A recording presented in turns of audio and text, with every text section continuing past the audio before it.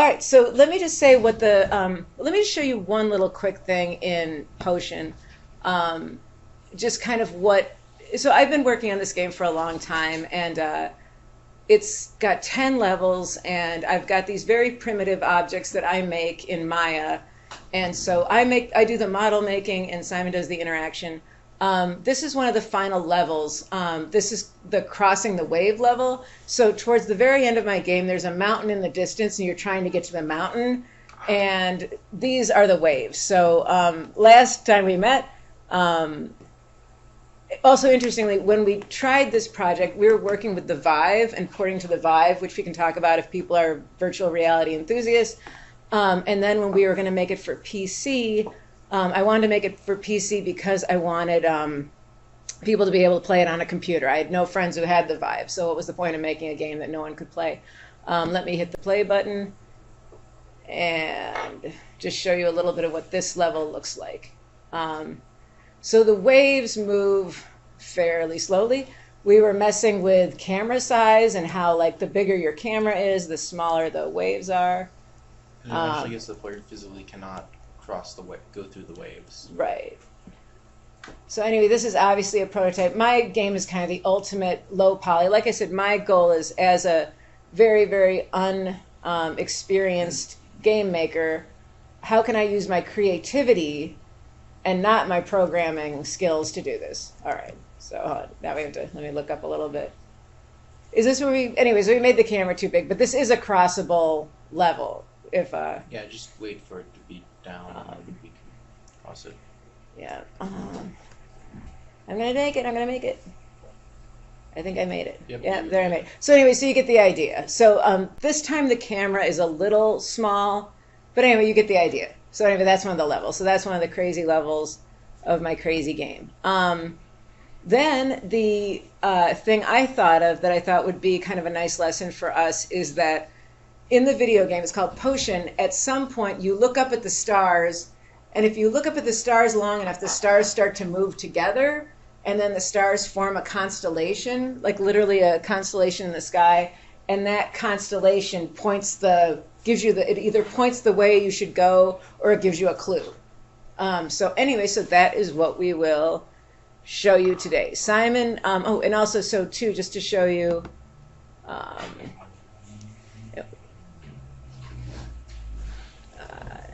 and what do I do? Just get out of this, close it out? Yep. Okay. Yes. We use MonoDevelop. Click cancel. Okay.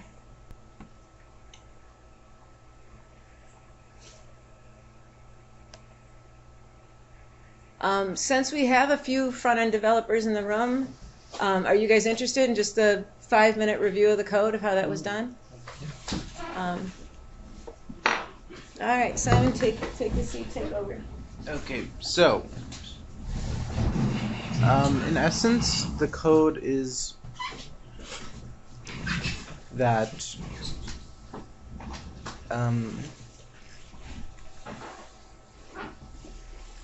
so essentially the thing with the code. So essentially, the code is to every frame. Since this calls when at the beginning when the object is first initialized, and this one is called once per frame.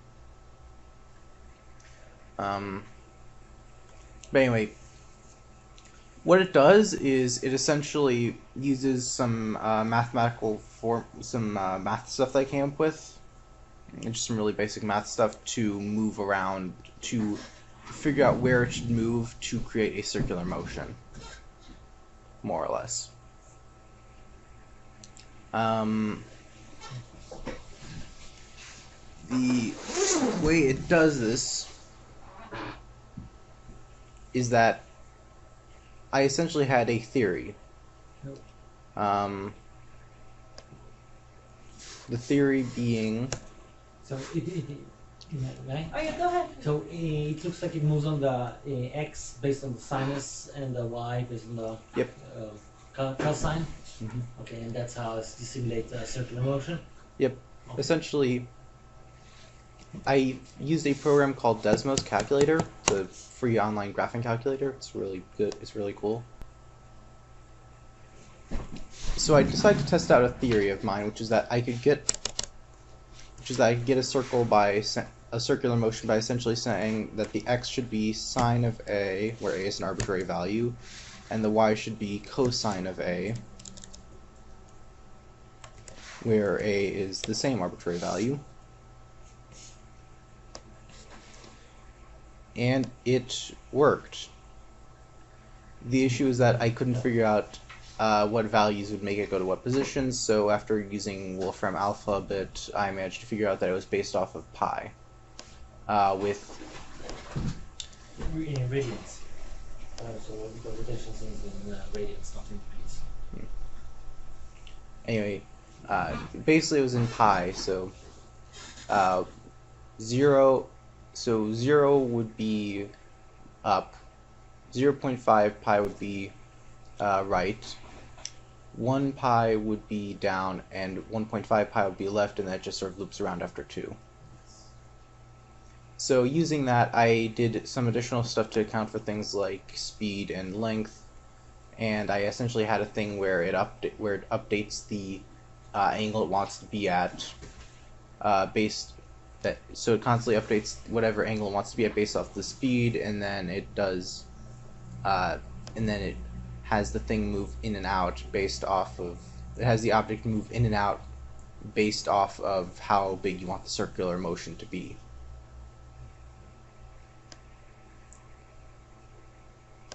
And thus you get waves that can move in a circular motion.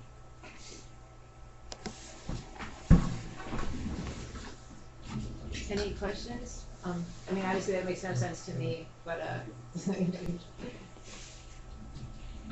No, I think it's yeah. straightforward. And so that kind of helped as we started. Okay, so and so then when we started looking at constellation design, and we won't get into it, we don't have time, but Simon had done this cool thing with these spheres that move based on gravity, and it was this equation where every sphere was attracted to every other sphere, but it looked like the movement pattern at a single spar. It was really strange, and there was something very human, artistic about the look of it, and so yeah, go ahead and show it. And so then and that's what gave me the idea for the constellation design. This whole idea that all these stars would be swirling around, and then over time they would start to come into a shape. I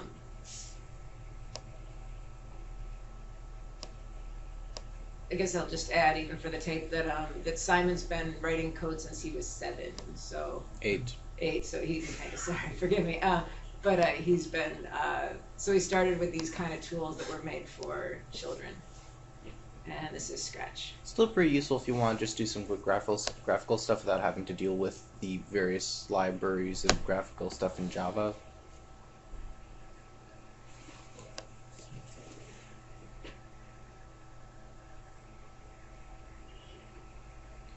So yeah, essentially every sphere is attracted to every other sphere to a certain degree depending on distance and stuff, and it's cumulative, so multiple spheres in the same location will have more attraction than spheres in isolated areas. So if we get bored and we want to open it up to the group, right now we are not able to make this in Unity 3D. If anybody, we could show you the first set of code that we abandoned over the weekend just to get something done. But this would be, I would love to have a video game where you look up at the dark sky and there's something like this going on. I also like the idea that in video game design you can make it that unless you're looking up, it doesn't work. So, you know, my game is an art game. It's a lot about emotion and how people adapt to the world. So I like putting people in a position where they have to kind of do some strange emotional things. Sorry. So you want to show the code for it? So in the game you want people to, when they look in the sky, to see some emotion like this? Right. And so Okay. what we'll show you in the next 2 quick demos is how there's 2 ways in Unity to do this. They're both pretty easy, but there's just 2 different approaches, because Unity has an animation editor built in, which is what I use, because I'm a GUI person, and then Simon did it through code. So, Si, do you want to? Oh, go ahead. Yeah, no, go ahead. No, it's a discussion. No. So the code that you wrote does the exact same thing? No, we tried to do something similar to this, but it didn't really work. Okay, So- so you have just random Now it just motion. it moves to a random location, then it slowly just moves in a straight line to the location you want it to be in. Ah, okay. And it's still 2D, even though it's in Unity? Basically I just have it be on one point on one So, plane. yeah. But mine is not. Mine can move 3D. Well, mine can also theoretically move 3D. I just like to have everything be in 2D since it makes it easier for the camera to capture it. All right. So do you want to go into Unity and show that?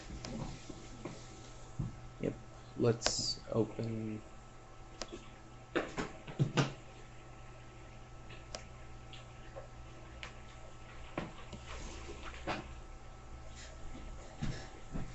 Does anybody use Scratch? Has anybody ever seen that before? No.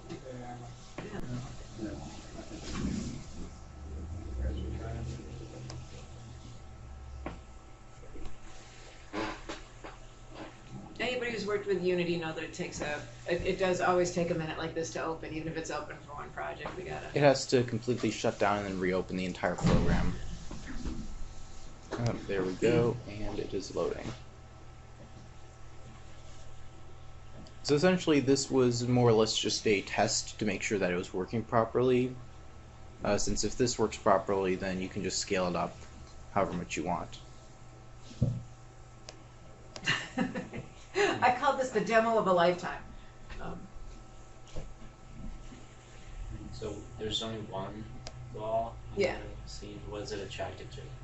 Or is it just moving? It just moves. Okay. I tried to do the whole everything's attracted to everything, but again, I couldn't get it to work. Do you want to show your code? For this one, Yeah.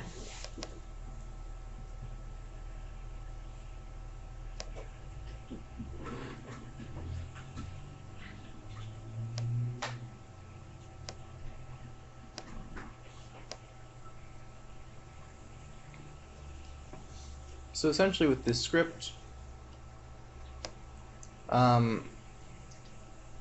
you basically have bound 1 and bound 2, which is basically a cube area in which the object can be placed randomly. And then there's the travel duration, which is basically how many seconds it should take to travel from the random spot to the destination. And then this is basically, the final position, figure out where it wants to go, set the object to a random position, figure out the initial position,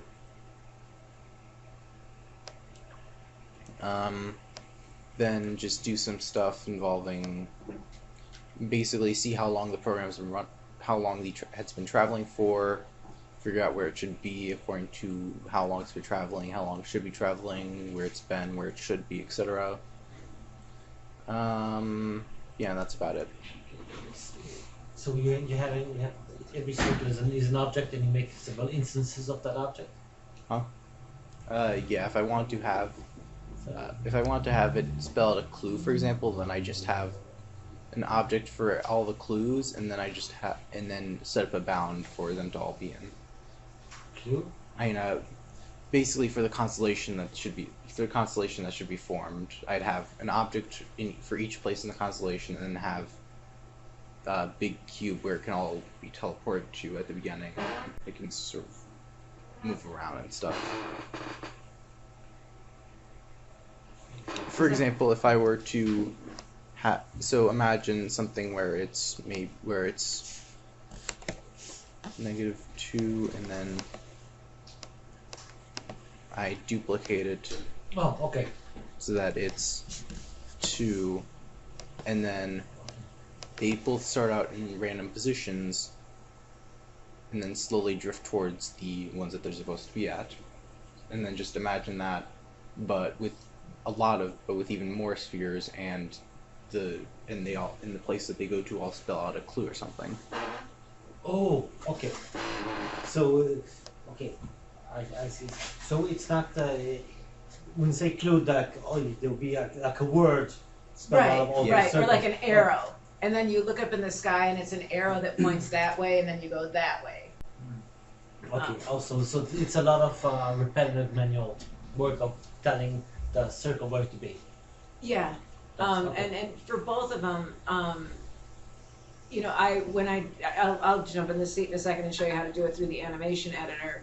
But what I realized I had to do is first graph out the XY coordinate, just the Y coordinates of where it ends. You know what I mean? So I had to kind of like make a design first. I did the same thing as Simon's. I just have two spheres, but yeah. So then when I map it out, I'll map out the XY coordinates for each thing, and then that's their final spot. It doesn't really matter where they start. It just matters where they end. The upside with wait, I think if I remember correctly, the upside with your thing is that you can draw really fancy courses, and the downside is that you have to do all of them manually. Yeah. So okay, how about a seat? And I will. Any questions or thoughts? So, what's the downside to this approach? I'd say the big downside is that they have to travel on really simple courses. It's really just a straight line in terms of what they can do. Okay. And so what we always talk about in this group, because it is art and technology, is that what artists have to do is start thinking a little bit like programmers, and then as artists we can just keep lowering the specifications. So it's like, fine, you know, this just moves in a straight line into the spot and not the swirling thing that I had originally wanted. But then let me show you, while this loads, I'm going to say, I'm going to open my version that I did. And so this is mine. Save it. And then while this loads, the Unity website did a better job of this than I could. So I'm just going to show you just 2 minutes of, you know, like when I look at the Unity site, obviously has tons of tutorials. If somebody was really like, I've got 4 weeks off of work, I want to just learn Unity, the first place I would point them to is the Unity website. You know, they've really invested a lot in learning, and people sometimes ask why we do Unity 3D and not Unreal. Thank you. And it's really just because Unity has so much more support in education, and that's really the one word answer for it, one sentence answer. But let me just this says it's compatible with version 4.3, and they hit 5.0 a long time ago, and now they're calling it 2017. Yet this video is still absolutely fine for what we're doing. And this also gets into something beyond constellation design. So let me let that cook.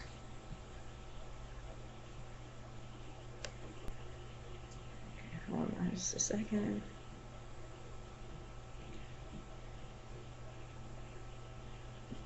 I'm not getting any sound all of a sudden. Sorry. Something happened with my computer and I have no sound.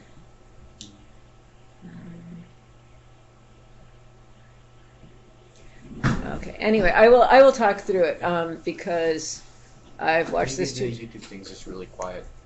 I think the volume on the YouTube player. No, I tried that. I'm just gonna Try pull setting it out all to the- max. What if you just? Yeah. I'll just see if it's your computer or it's the. Am we here now? Oh nope, that's my power cord. Oh. Yeah, I think it's if you. So now that no, totally. No, it's totally fine. Anyway, let me kind of walk you guys through it because I know what he basically talks about. So this person who is doing the tutorial, what they're going to do is have the animation thing work with the camera itself.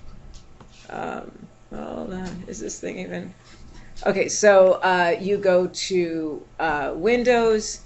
And then there's a drop down called animation. You name your animation. He's calling it. So in this tutorial, like I said, if you Google Unity 3D animation, this is the first thing that comes up. And in this case, you know, I think one of the things that I love the most about video game design is that it really is movie making. And so what the tutorial maker is doing is saying, I want my camera to spin around. And so this tutorial is about taking that camera object, animating it, and you can see that thumbnail in the window says preview. He hits the animation button, and then you can start to see the keyframes, so you can see over there. Then, in a second, there's going to be a dialog box that comes up with a record button, and then you really just move your camera to where you want it to go. It makes a keyframe. you move it again, it makes another keyframe, and it starts buzzing around. So let me skip ahead a little bit. Okay, so here's that first keyframe that the person's moving. The sample is super fast, so that number 60 is not what you want. You want 6 or 10, which is what he's done. And then in a couple seconds, he's going to start moving the camera around, and then he's going to show that it works. And then you can obviously edit it a little bit. So here's more keyframe, and there's that camera moving around. So he's rotating not just the position of it, but the rotation of the camera and what it's looking at. And there we go. So that's the preview. So let me just kind of do that again, because that's kind of the cool part. So you do press the preview, and you can see in that window how cool that effect would be. So that would be a nice cutscene if you want to do something interesting. It's a cool thing to have the camera flying around. And as you can see, this is a 3 minutes and 48 seconds into the tutorial. So so if we're looking at the art side and the technology side, even I could do it. So is that how you're making yours? Yeah, and so that is what I've done. So I've just got my default Unity thing. I didn't go, I tried to do a black background, and then my little sphere was doing all these crazy things. Let's see, is this right? I'm not seeing my sphere. All right. I think you might be. Yeah, you have to open up the scene in the assets view. Open the scene in the assets view. Oh, this one? Yes. Oh, okay. You are on the Yeah. default untitled. No, thank you. That's exactly right. All right, so I'm going to hit the play button and see if it works. And this takes a minute too.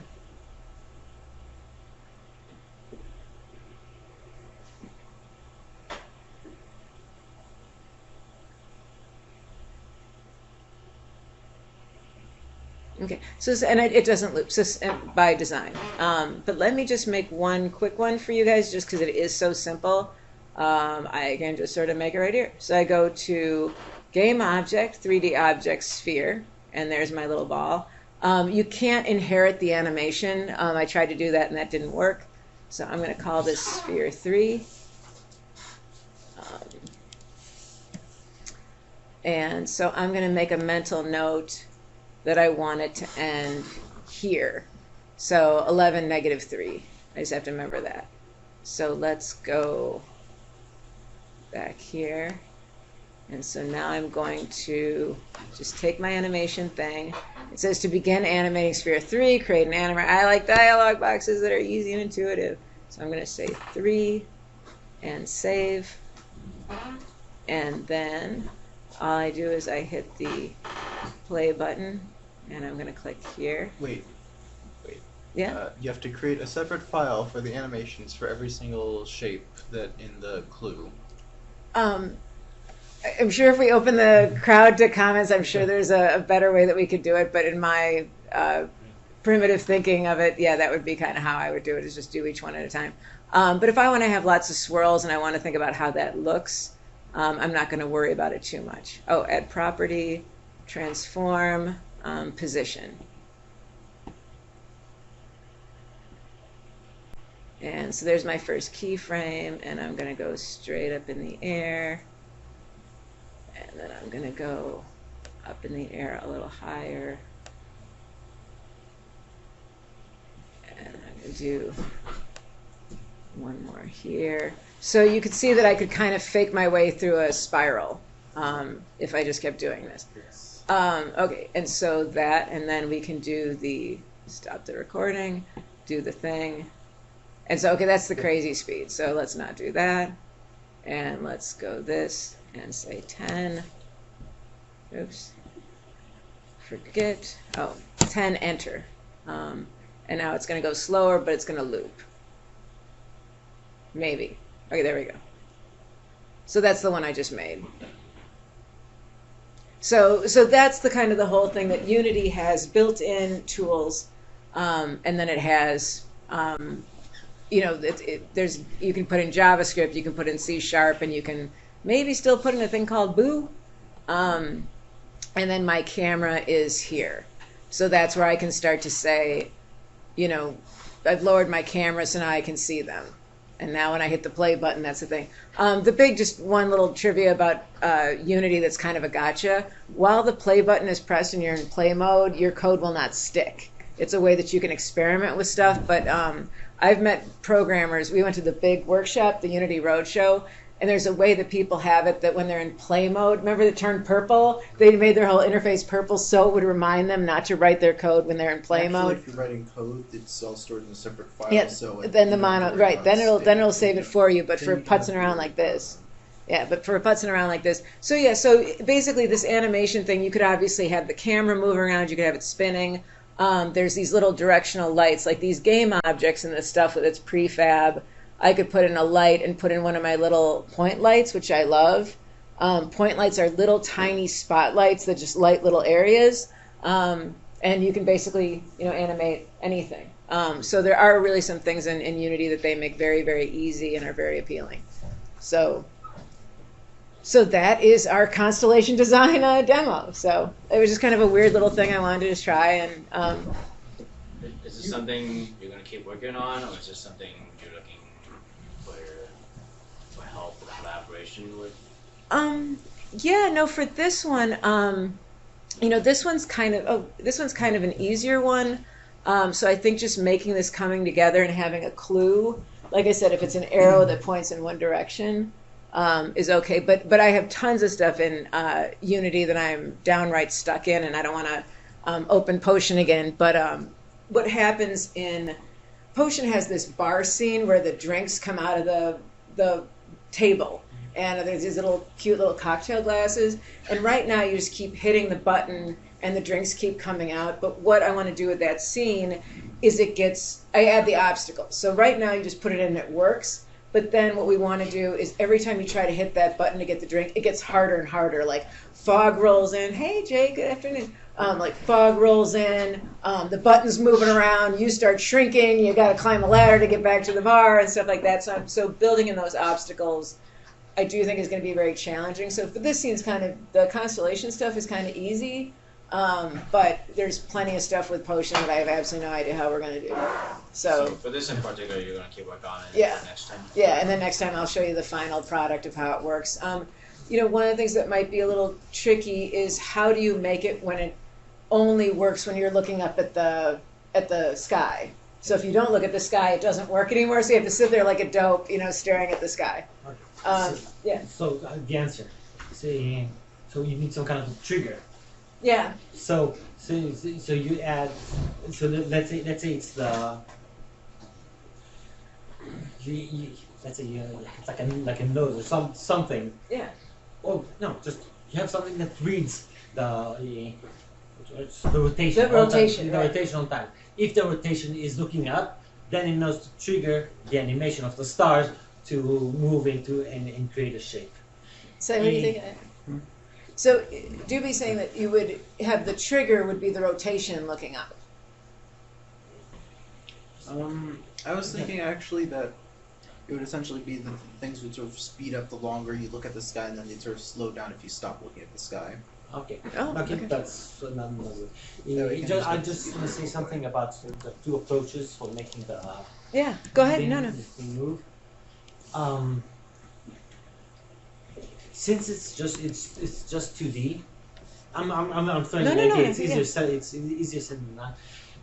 So you have all the stars forming an arrow, let's say. Mhm. With the method of keyframe animation, Yeah. that's a lot of work.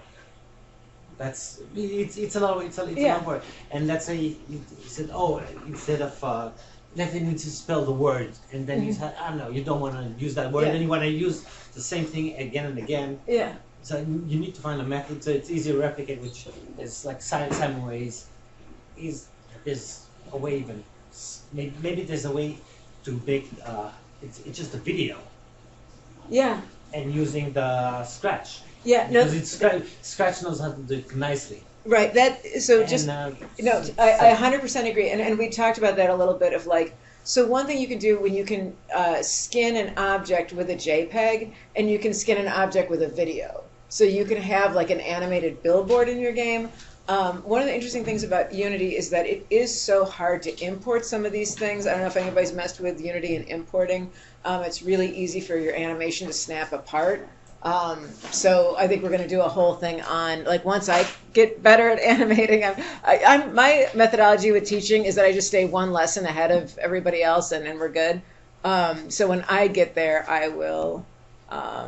Sorry, I just wanted to show one. Let's see. I want to say like flow. Flow chart with pictures. Okay, so where am I the most stuck in this game? And I want to show the. Okay, let me just keep doing it bigger. Okay, so. I think you might need to wait for the resolution to sort of snap into place. Okay. Yeah. And then you'll just sort of turn high res.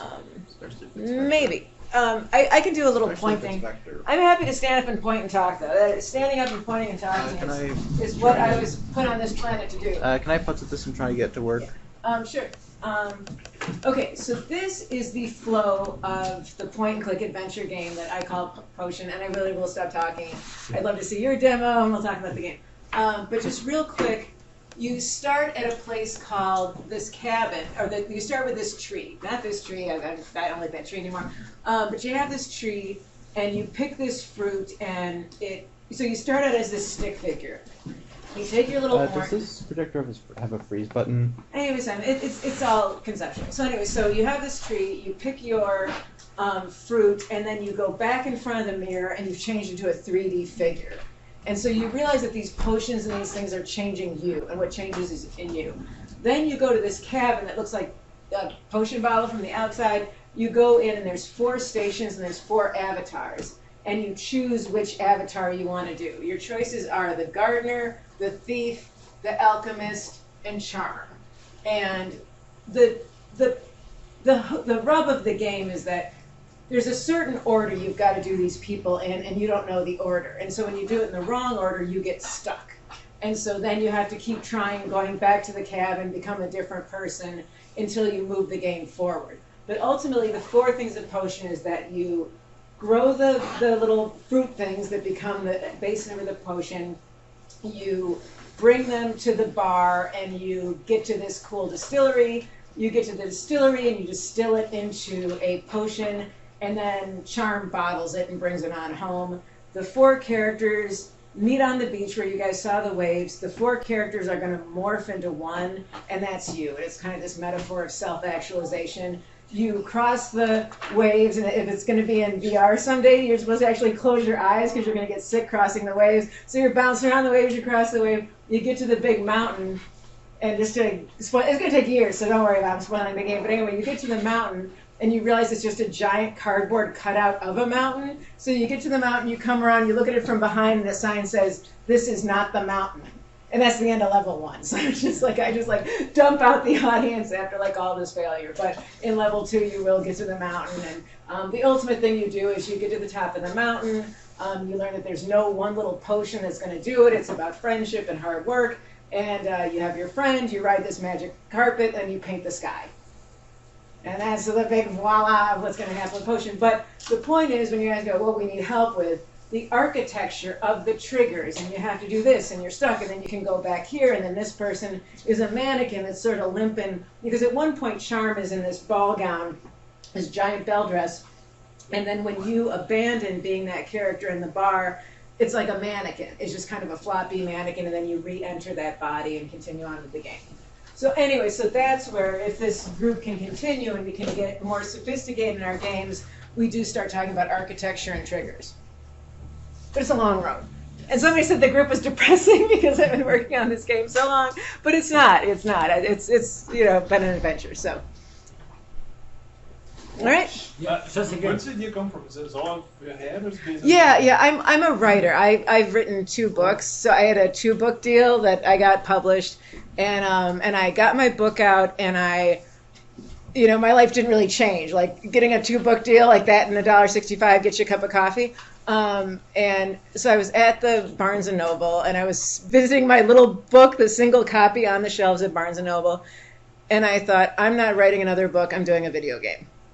So that's where the journey started. And if I can also thank you guys for this group, this has really helped us stay on track and keep working on the game every week because we have to show up here every other week and we keep moving it forward every week because of it. And then Simon's growing and getting better at this stuff, every 3 months. So thank you guys, because if this group wasn't here, we'd be pretty stuck. Did you guys have something to show? Yeah, that do you I want could talk about? We'd love to see it if you're. Yeah. Yeah. I enjoy it. Yeah, no, absolutely. We can bring the cord to you, and if we don't have enough room, we can move around a little bit. I'd And, also be happy to install Unity and start like figuring that stuff out because I'm a developer. I like to figure that kind of yeah, stuff no, out. no. I mean, that's I think what we've talked about with this group. It's like if you make a game that captures the imagination of the group, So anyway, so yeah, give it a second. It takes a second.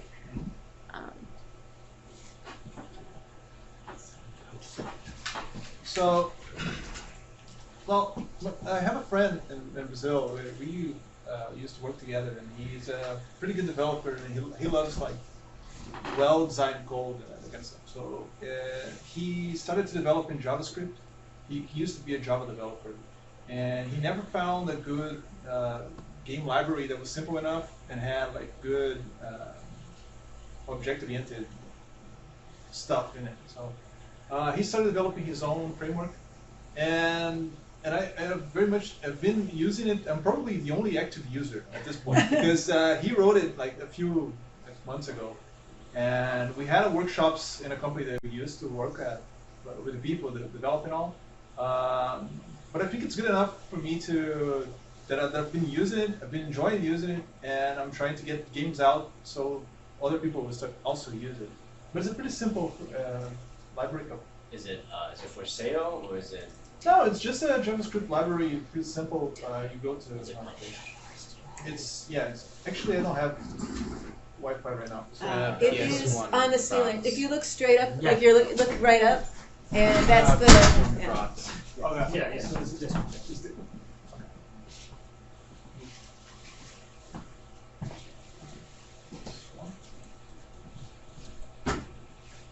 That's a pretty good location to.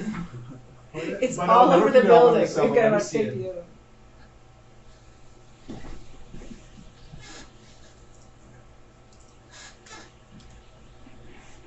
Well, it's a 2D library. It's pretty simple, it's straightforward as it gets, but it's pretty well developed and it's very easy to just pick up and start coding. And so let me just show you first what it is. So yeah, it's the name of the library is Quick. It's pretty simple. It's a single file. He wrote a few games by himself, and that's where the idea of the library came from because he never found a library that he liked to use. So it's for games that are pretty simple, like use retro games and stuff. And yeah, so when you start, you have like this skeleton, and you can just pick up the classes for objects, and it's essentially based on game objects, and they have like a position and a size, and you can put a sprite on it or not, and you start using it. Like after this, you can just they have much like Unity, they have a create, which is constructor, and then an update, which happens every loop. And that's where your game comes from, and it provides all other functionality. It's pretty simple to use. So is there collision detection? there is some collision detection there. Yeah. And the game that I started developing, is actually, let me first show you how it is right now. So you have movements. It's supposed to be a space shooter. You can see that it's blinking because you charged fire, and then you use the mouse to point, so you can shoot stuff. So you're the white thing. The green one, yeah. And you can dash. You can do taps. You can dash to move fast. When you blink like that, it's because you have a charge because you haven't been shooting. So when you shoot, you're gonna shoot like a lot of stuff. Otherwise, you just shoot like something like that. And when you hold the mouse, you just shoot like really fast. And right now it's on a loop. And what I've been trying to do with this is I've never gone very far with my coding in gaming because I was never able to refactor the code well enough to do something more complex than much more than this. but with this library, I've been able to. So what I've been doing is I've been coding and then refactoring the code and structuring it so that I can continue to build upon it. And I've done this in 2 days now, just like maybe 6 hours of development or something. That's amazing. And yeah, and the code is good enough that I can just put stuff on and it will continue to grow because I've been able to refactor it well enough to be able to do that. So yeah, that's the game I'm developing right now, and the next step is to actually create enemies that are different, behave differently. The game is even though it's a shooter, it's more like like Doom that you like move around and point and shoot, and like a space shooter where you just shoot straight bullets. I thought it was like a more fun approach than like a regular shooter.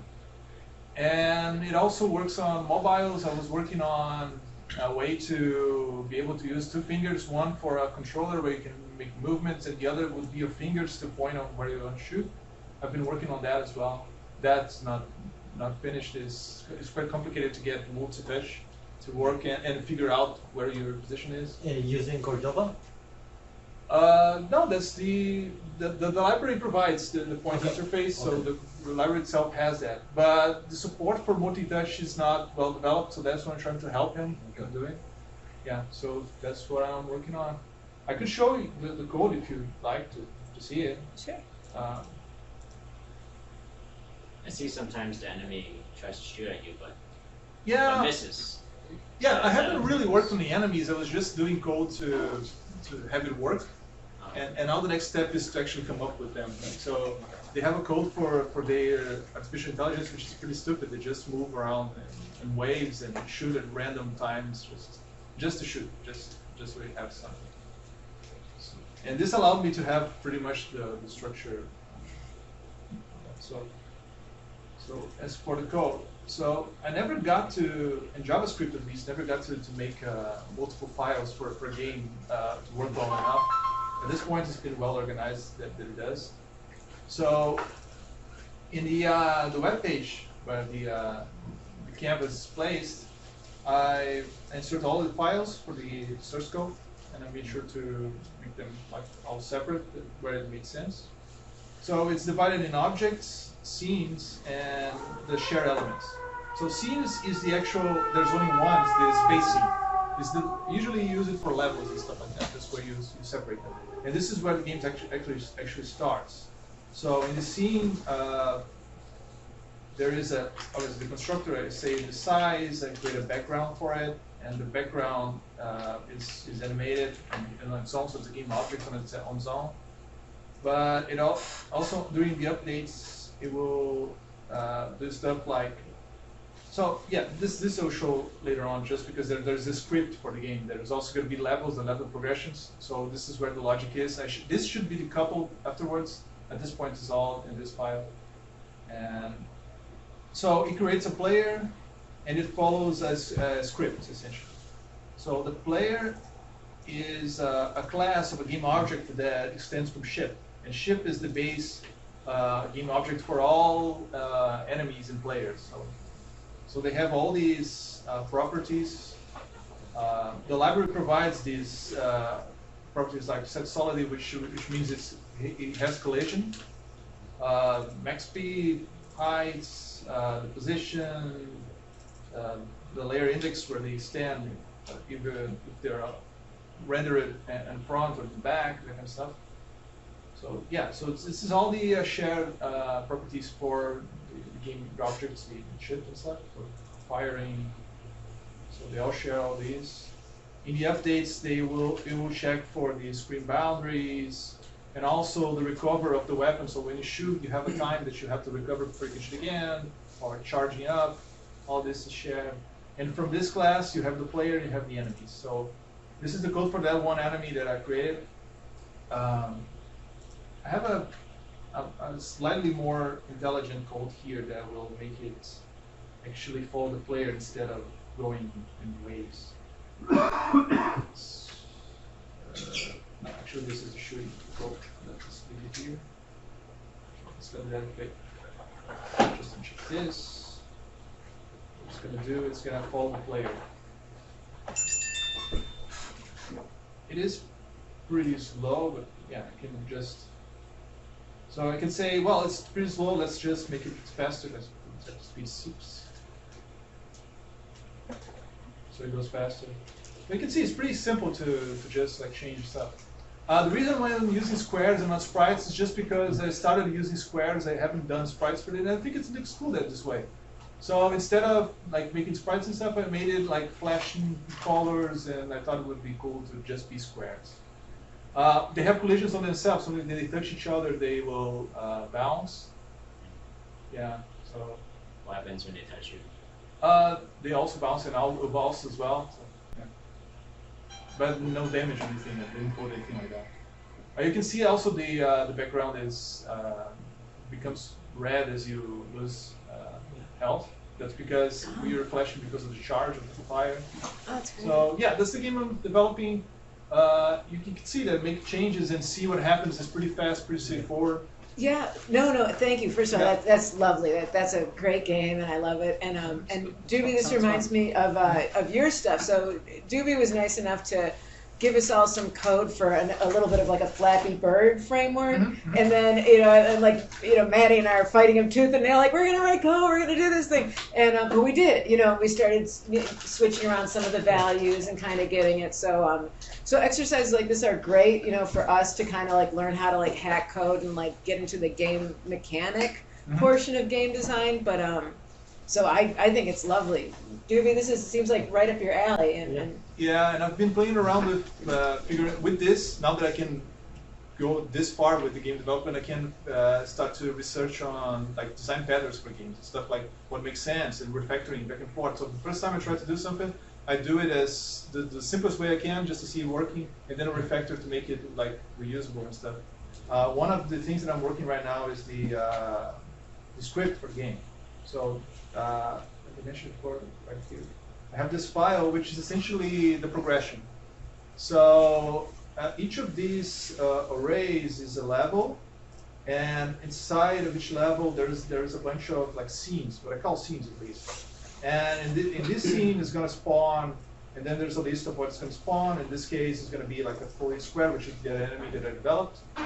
And the condition is going to either wait for a certain amount of ticks, which is loops, the game loops, or it's going to wait for everybody to expire, which means when this guy dies is when it's going to continue.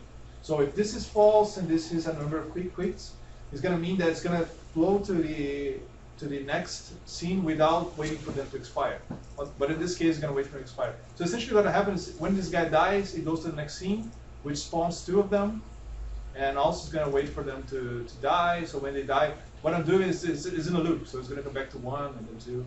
But this is the script for a level progression that will allow me to do levels and that kind of stuff in the future.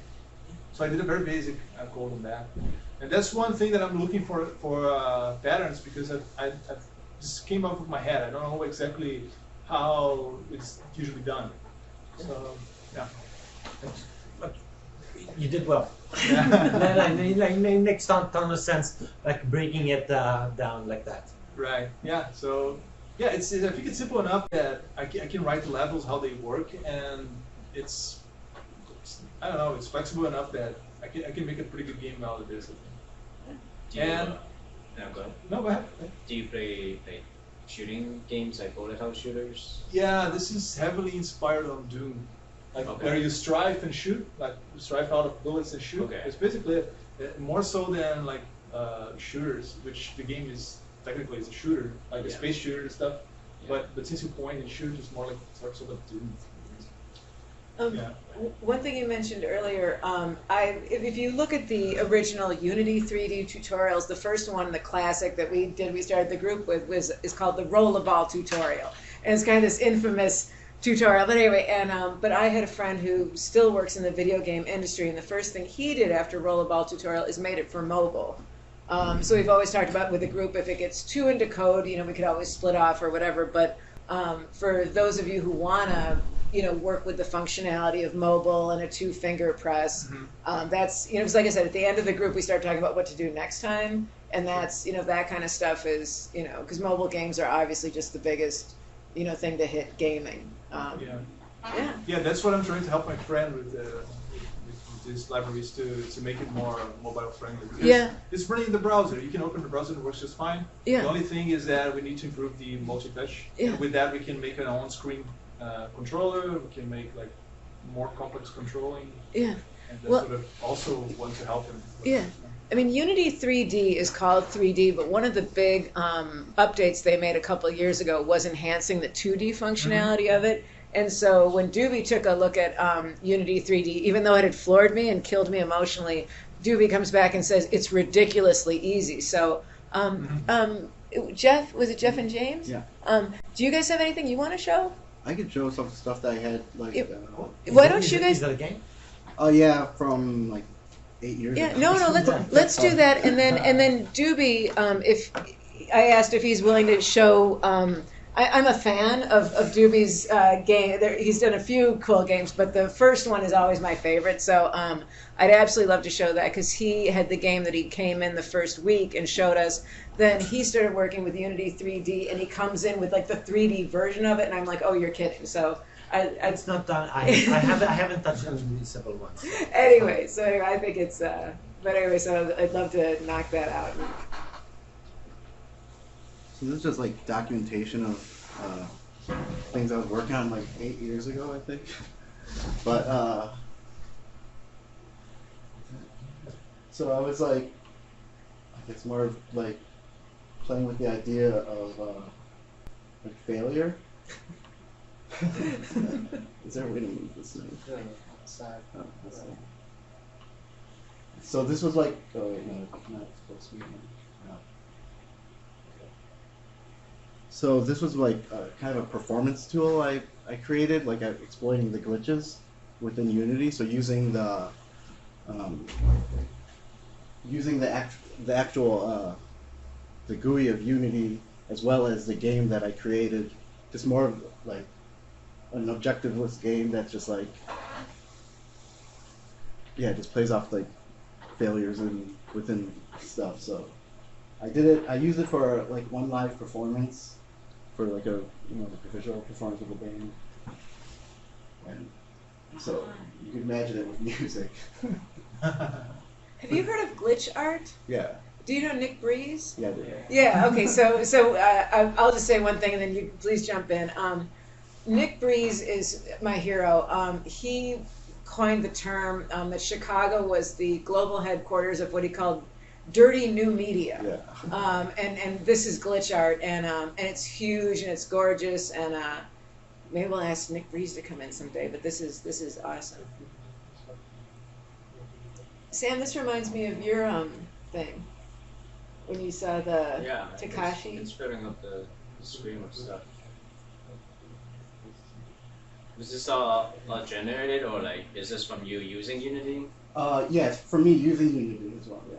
So it's like what couldn't like I just exploited every single thing that I could figure out how to exploit.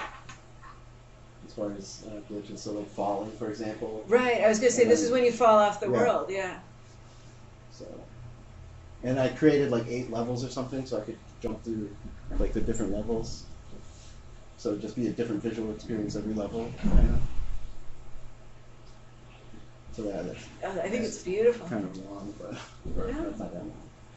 It's called Land of Glitches. Is this going? It's also going really fast. It's not this fast. You say this got paired with like a musical performance? Yeah. Is it a band or a DJ or what was it? It was a band. It was a jazz band. That was an experimental jazz group. Okay. That was in Chicago? Yeah. What was it at? What? Which venue was it at? I did it at a school performance at SAIC. Okay. Yeah. And did you get to make any synchronization with the music? Yeah, I mean, it was like me performing, like moving the cursor, I see. moving the arrow buttons. That was a long time ago. But here's one more I did. I mean, just to praise it. I mean, it just has a great aesthetic. Sometimes with things that have senses of randomness, there isn't a good aesthetic. But this really, the palette, maintains it, and even though that you're dealing with some randomness, you've got a lot of stuff that holds it together, and it has a really nice look. And so I think So this is something I documented in 2010. It was using hardware mixed with kind of this idea of like Buddhism, Zen, like Zen beliefs, and so it was a game that like where the speed was controlled by your heart rate. Like if you can control your heart rate, there was no like actual levels. It was just your heart rate and the electronic response, or they call it capacitive response or capacitive touch. So like it read, or capacitive resistance, sorry, where it read like the electricity of your body to control like the speed of the game. So this is just documentation, pretty much. Like, so this is a controller I made of an Arduino, or two Arduinos I think I used. It's like Zen Hero. You have to be really calm. I have like a heart rate monitor and electronic, these like metal tabs that control like that read the electric response of your body to like stress, for example. So like your room, pretty much, if like the people in your room are like kind of the controllers, like if they bother you or something, you raise your heartbeat, then the speed of the game kind of goes faster. And that's like a hexagonal shape. I was basing it a lot off of the I Ching. Yeah. I don't know if you know that. What? The I Ching, like the Book of Changes. yeah. No, it's What's so that? you're. The I Ching is a Zen Buddhist text called the Book of Changes, and there's I Ching coins. But so what I like, you're playing with the idea that you're doing something that would get your adrenaline going, but you're in a position when you're motivated to meditate, because the meditation keeps you calm, and, Yeah. and that's one of the highest concept things I've ever seen in a game ever. That's So like, it's also like the game controller is like on the ground. I kind of pictured it in more of like a really minimal room or something, you know, with just like a cushion on the ground or something. But yeah, that's that. But I haven't really made anything for, that was 8 years ago. Are these projects something you want to pick up? Or I explore? do want to re-explore this type of art. Yeah, It pretty seems really interesting. interesting. Yeah. And there's we're in the electronics lab, obviously. So I forgot the other area that I was throwing out all the areas. So this is the electronics lab, and they have a group called NERP, which is not exclusively Raspberry Pi, right? So there's a big community here, and the CNC controllers. So yeah, I mean, and I think it's interesting. I've always been in the world of arts that didn't have a lot of tech savvy people. And then coming to Pumping Station 1, it was tons of tech-savvy people who were asking for more artists. So I think artists are, generally this kind of oversaturated, non-valued group. But then you come here, and then we are a valued group. So that's lovely. All right, Doogie, you want to show them? Okay. I'm sorry. Did you want to show something? I don't have it. Okay. Okay. Yeah. All right. Here's the cord. No, actually, It's like passing the feather in a circle. When you take the feather, and that's your turn. It doesn't work with The my more Mac. things change, the more they stay the same. Yeah. We handed out our new HDMI cord. So, this, in here we were talking about an audio game, and I brought in the idea, and things happened, and I kind of forgot about it. But I made progress. Okay. It's not working yet. It requires programming in Node. I don't know how to. I don't know Node. I know JavaScript, but I can't do Attitude and Stack Overflow. You can do a lot, right? So right now, if you that it's a choose your own adventure with audio. And right now I just have a little proof of concept. It's not working. It's absolutely not working. So I'm using the Twilio API, and Twilio came up with something on the website called functions, where you can write the Node function on their site, like with their editor, and it works. So if so I bought a phone number, and if you call that number, it says welcome to the audio game. In for the kitchen, press 1. For the living room, press 2. For the porch, press 3. And then things happen in those rooms, and that's in the game you make music, but you go from room to room and you have activities there. So right now, if you call that number, you can you get a menu, and there's some response to the menu. No sub menus yet. I have to figure that part out. There's some demos. I just didn't get to work yet. So that's and just to jump in, so that's what we kind of were doing as our first collaborative game experience, and it was really, really fun. And what was kind of amazing about it is we did come to agree on things. There was nobody strong arming us and saying, no, it's got to be this way. So the idea was that there's a song that kind of comes together, and so it's like it's all audio, so you don't have any visual cues, which is the challenge of the game mechanic, but you're listening to these audio cues, and if you move these hypothetical objects together, you're using these, you're visualizing these different rooms and these different objects that are in the wrong room. So one is like, the big joke was that I had a friend who was dancing to my broken garbage disposal because it kind of sounded like a conga beat. So one of the things you ultimately have to do is put the can in the garbage disposal to get the conga beat. And then we've got like the dripping water. We've got, like these different things that, we're going to have a bird in a cage, but then the bird made us sad, so we're not going to do the bird. And, you know what I mean? So it's just really fun as a group to do it. And that, like this is the best demo session we've ever had. So this was exciting. If we don't do much with the game, that's totally fine, but so that's where we break and we do the analog part usually on a normal group. Okay, so you see the number up there. So if you call it from your phone right now, you'll be able to get a menu. But it's disappointing because it's just a menu. But you gotta call it on the phone. Yes. You're gonna call it. You put it on like Speaker? loudspeaker. Oh, yeah, speaker. Oh, I guess then I can call it. Have it on speed dial. And then ultimately it's PHP code. And actually, From no. a trial account. You can remove this message at any time by upgrading to a full account. Press any key to execute your code.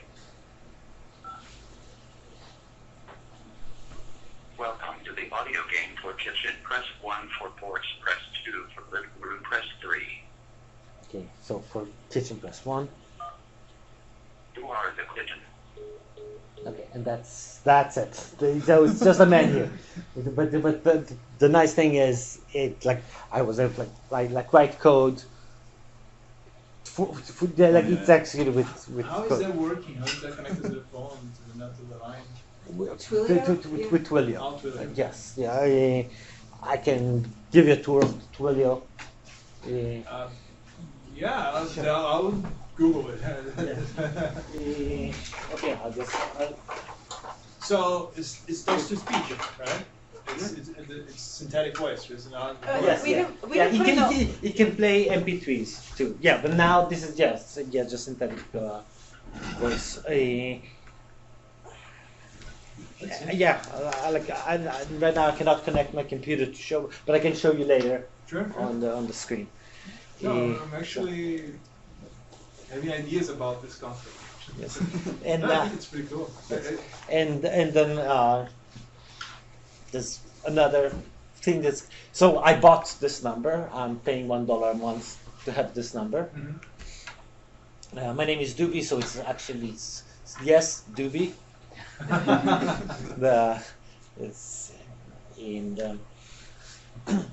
If you send an image to this, it will send that image back to you. That's all. I'm working on something where it will take your image, it will take the image, run a filter on it, and send it back.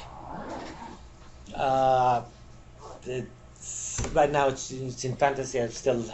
I'm using Amazon cloud services to do it, and that's something that I have to figure out. Is that something you integrated Amazon with Twilio, or is it totally separate from Twilio? Well, I need the Amazon part so I can take the image,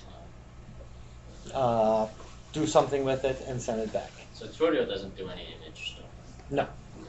But Twilio can. Pipeline, right? Excuse me? Twilio is just your communication pipeline. Yes. Yeah.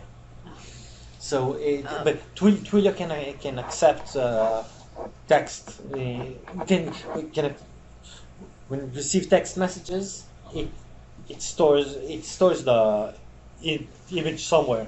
Yeah. And then I can use the Amazon to find where that image is, and do something with it and send it back. But I'm not there yet.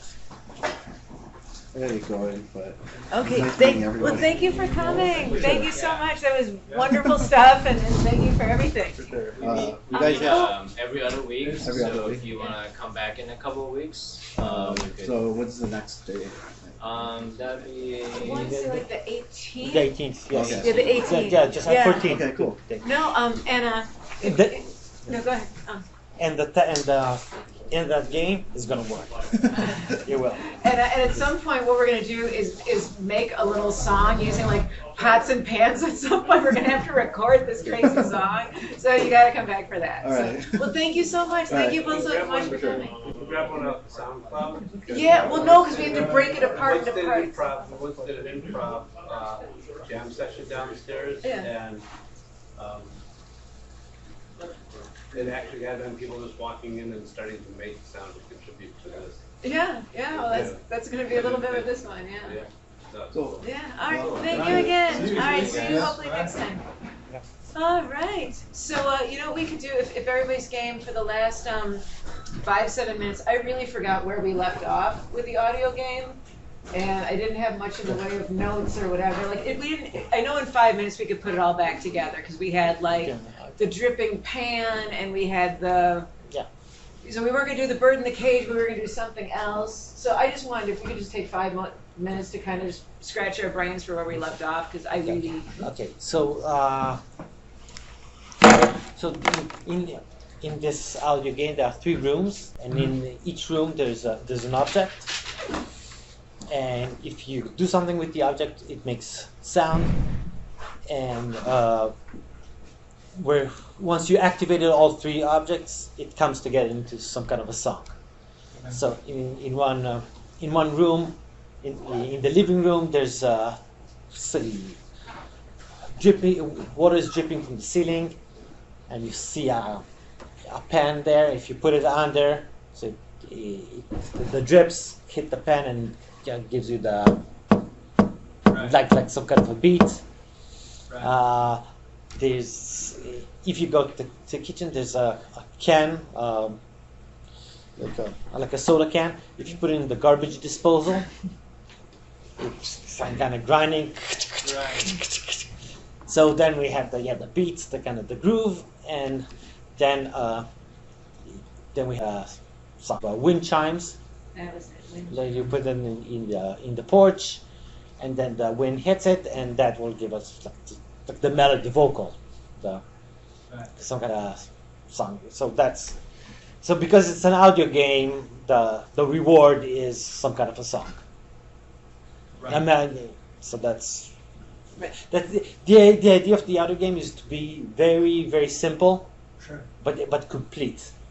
Right. And later like release it as open source so people can take it and build more complex stuff, but you have something from end to finish, something that is achievable. Right. So you get the audio feedback from other places. How do you put them together afterwards? You say you just say which places they should.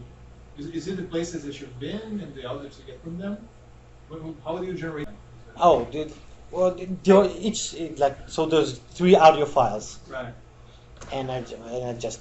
And I think we just make a mention Yeah, of a new audio file. So we would have like successful pan plus dripping mixed with kitchen can plus disposal would be one of the. It's just 7 it's just 7 MP3s, like all the permutations. So each one, the 3 singular ones, or the combination of 2 is also 3, and the combination of all 3, that's 7. So there's just 7 MP3 files. So that's very achievable. We don't even have to do some kind of like mixing. Yeah. Yeah. Yeah. So that's. Yeah. So that's it. There's just some Node thing that I just don't know Node, but it's. Yeah, neither. I know Matt mentioned he's been working on audio synthesizers on Sundays.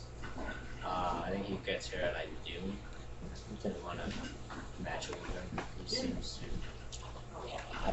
Okay. I Sure. did, Yeah. well, Yeah. and I had to do work with, when I was working in film, I did work with Sony Vegas. Yeah. That's a very good, I bootleg it like crazy, but anyway, but Sony Vegas is a very sophisticated audio editor that could do this very simply.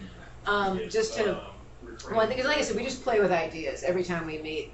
But one of the things that we were talking about while you missed the session, but we were talking about a tool called Twine, which is this sort of, like I went to the Game Developers Conference in San Francisco and was completely inspired by very simple point-and-click games and even text-based games, because some of the most successful games that had come out were text-based. And so, like, Twine is just an editor that makes it very easy to start connecting all your HTML files as adventure paths. And so, like, what I think we want to explore, and Doobie, what we would have done is we would have kept going on with this, is we would have just done an HTML version of this with audio files on a PC.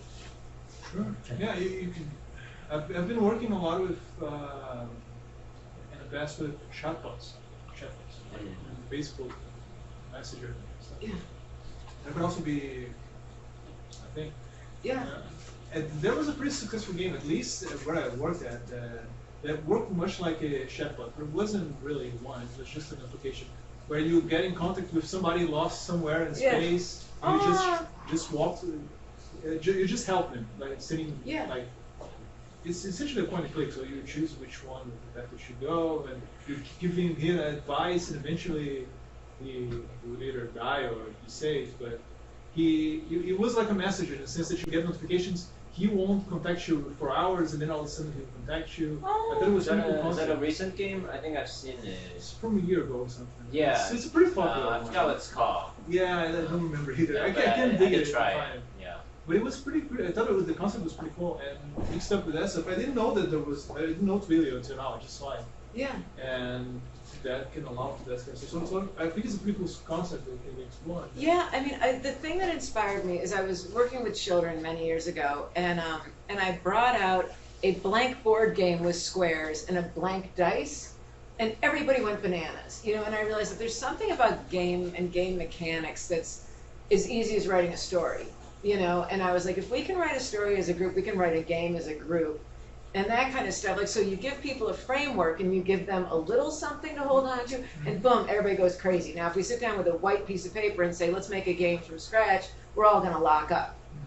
But if you give people, like, even just saying the chatbot thing, like, that would be, Sam, I think that would be a great thing to experiment with. So yeah, like thinking that. of different platforms. Maybe we could develop a game that you think of developing a computer or a video game and stuff, but when you think about new platforms like that, that's stuff that you have access to. That always. Yeah. That sounds cool. And analog things. So, like I said, this is the and I'll say this and we'll wrap up because Simon he's got homework and anyway, you've been great, Simon. But this is have you ever seen these speed dial master locks? I saw this. We did an escape room as a family, No. Simon's sister and my husband, and it's a blank 4-directional, and you can label it. And these are incredibly popular in escape rooms. So everybody should do an escape room, number one. But this kind of thing, and so we could have like a portable, like an escape room in a box, so to speak, with like just little tiny boxes, but one lock opens something that you need to open the next lock, and then that opens, and there's just all these puzzles and stuff. So I think, like, again, like just whether it's a chat bot or it's this thing or whatever, or the HTML Twine system or Twilio, give people a framework, and then all of it just comes through. So I think, like, what I'm hearing with our group is that I think we might just be exploring a lot of frameworks. At this point, it seems like it. Yeah. Yeah, so I'll give you the combo. So I think it is up. No, it doesn't matter. Yeah, no, I can't help it. I gotta give you guys the. So you have to follow pattern. Yeah. Well, I got it on my phone, and I thought like, oh, here it is. It's first you have to just go to reset it. You go okay, bus. Okay, so you do it twice, then it's up, left, up, and it should open. Yeah, probably good wrong. Yeah. Yes. Give it a really pull on it. Okay, and then push it down twice. Okay, up, left, up. Nope. Okay, let me give it a shot because I've gotten this open before. Okay, hold on. So now I'm gonna really up, left, up.